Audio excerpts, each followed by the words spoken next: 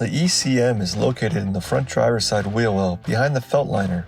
Make sure the vehicle is in park. To make room for removing the ECM, turn the steering wheel counterclockwise to the left.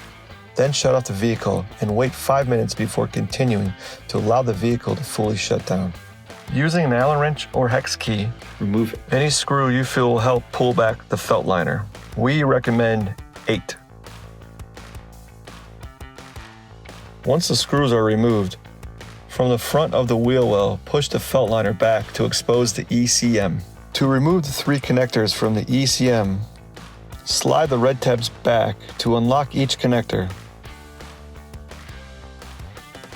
Once the red tabs have been released, press the black tabs down into the connector to release the locking clamps and rotate the locking clamps all the way back to release the connectors.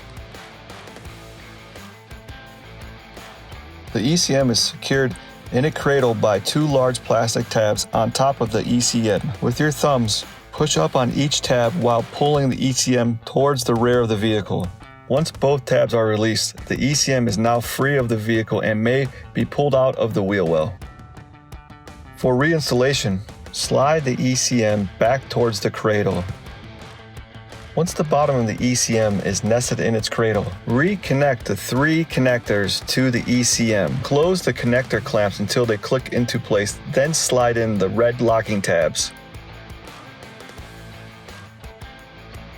Reattach the felt liner with the screws. The ECM swap is now complete. You may now plug in any device into the OBD2 connector.